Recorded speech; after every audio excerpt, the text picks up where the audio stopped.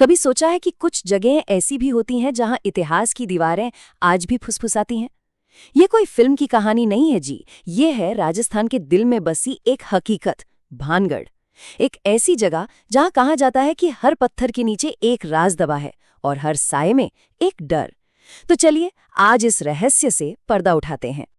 अब देखिए, ये कोई सुनी सुनाई बात नहीं, बल्कि भारत सरकार की एक ऑफिशियल चेतावनी है। आर्कियोलॉजिकल सर्वे ऑफ इंडिया, जो हर चीज को विज्ञान की कसौटी पर परखता है, वो खुद ये कहता है कि सूरज ढलने के बाद यहाँ रुकना मना है। तो सोचिए जरा, जब विज्ञान भी अपनी सीमाएं मान ले तो बात कितनी गंभीर होगी। लेकिन सवाल यही उठता है कि आखिर ऐसा क्यों है? सरकार को ऐसी चेतावनी देने की जरूरत क्यों पड़ी? जो किला दिन की रोशनी में लोगों से भरा रहता है, वही रात के अंधेरे में इतना खतरनाक क्यों हो जाता है? इस क्यों का जवाब आज में नहीं मिलेगा। ये जवाब दफन है इतिहास की धूल में। तो चलिए एक सफर करते हैं समय में पीछे, उस दौर में जब भानगढ़ एक खंडर नहीं बल्कि एक जीती जागती खुशहाल रियासत हुआ करता था।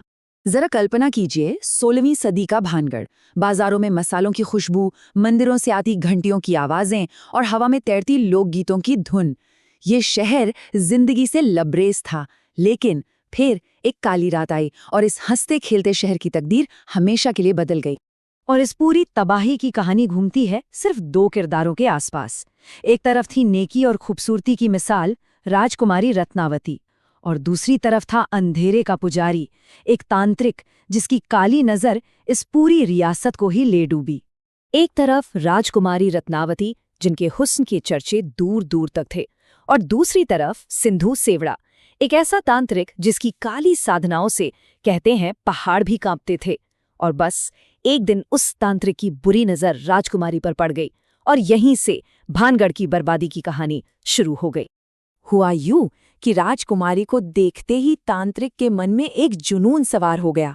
उसने अपनी सबसे खतरनाक विद्या का इस्तेमाल किया और राजकुमारी के लिए रखे एक इत्र पर काला जादू कर दिया।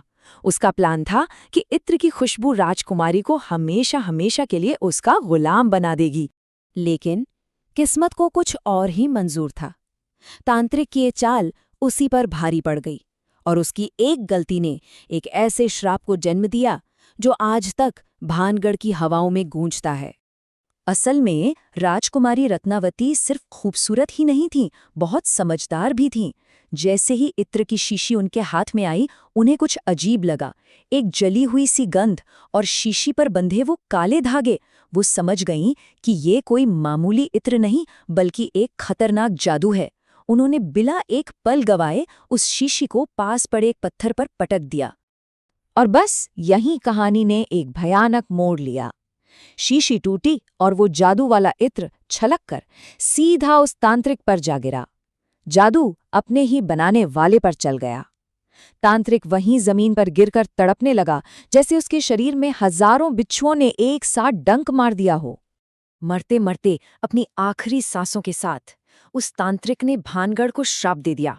उसने कहा कि यह शहर बर्बाद हो जाएगा, यहाँ का हर एक इंसान मारा जाएगा और उनकी आत्माओं को कभी मुक्ति नहीं मिलेगी। वो सब हमेशा यहीं भटकते रहेंगे, दर्द में, तकलीफ में। और उस तांत्रिक के शब्द सच हो गए। भानगढ़ पर जैसे कहर टूट पड़ा। पहले अकाल पड़ा, फिर बीमारियां फैली और फिर एक रात दुश्मनों ने हमला कर दिया। उस एक ही काली रात में पूरा भानगढ़ शमशान बन गया। राजा से लेकर एक आम इंसान तक कोई नहीं बचा। खैर, ये तो सदियों पुरानी बात हो गई। लेकिन क्या वो श्राप आज भी भानगढ़ की दीवारों में कैद है या फिर वो अपनी हदें पार कर चुका है? चलिए इस कहानी को आज के दौर में लेकर आते हैं और देखते हैं कि क्या सच में भानगढ़ का साया आज भी जिंदा है। ये कुछ ही समय पहले की बात है। 3 दोस्त रोमांच के चक्कर में सरकारी चेतावनी को नजरअंदाज कर गए और सूरज ढलने के बाद भी किले में ही रुक गए। उन्हें लगा कि ये सब बस कहानियां हैं, लेकिन उस रात उनका सामना उस हकीकत से हुआ जो कहानियों से कई ज्यादा डरावनी थी। अंधेरे में अचानक उन्हें एक परछाई दिखाई दी। एक दोस्त ने हिम्मत करके अपने कैमरे से जूम किया तो उसकी चीख निकल गई।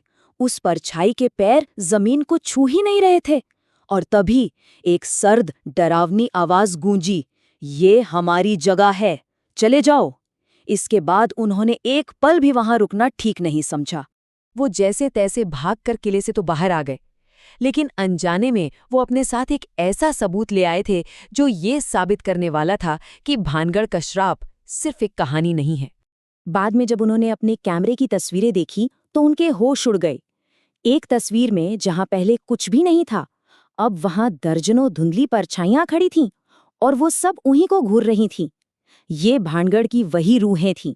लेकिन असली खौफ तो तब शुरू हुआ जब उन्होंने उस तस्वीर को डिलीट करने की कोशिश की। वो तस्वीर डिलीट ही नहीं हो रही थी। वो उसे डिलीट करते और वो बार बार वापस आ जाती, जैसे वो आत्माएं उस कैमरा को छोड़ना ही नहीं चाहती थीं। और फिर कुछ ऐसा हुआ जिसने उन्हें पूरी तरह से हिलाकर रख दिया। वो तस्वीर अपने आप बदलने लगी। सारी परछाइयां गायब हो गईं और उनकी जगह एक संदेश उभर आया। ऐसा लग रहा था जैसे किसी ने कोहरे पर उंगली से लिखा हो। और उस संदेश में लिखा था, तुम यहाँ आए थे, अब हम वहाँ आएंगे। सोचिए जरा, ये कोई चेतावनी नहीं थी, ये एक वादा था। एक ऐसा वादा जो बता रहा था कि भानगढ़ का श्राप अब सिर्फ उस किले की दीवारों तक सीमित नहीं रहने वाला। तो सवाल फिर वहीं आकर रुक जाता है, क्या वो श्राप आज भी जिंदा है? और अगर हाँ, तो क्या वो अब भानगढ़ की दीवारों से बाहर आ चुका है? इस सवाल का जवाब शायद अंधेरे के सिवा और किसी के पास नहीं है। तो अगली बार जब कोई किसी पुरानी जगह पर जाए तो याद रखना, हर दीवार की अपनी एक कहानी होती है और कुछ कहानियां कभी खत्म नहीं होती।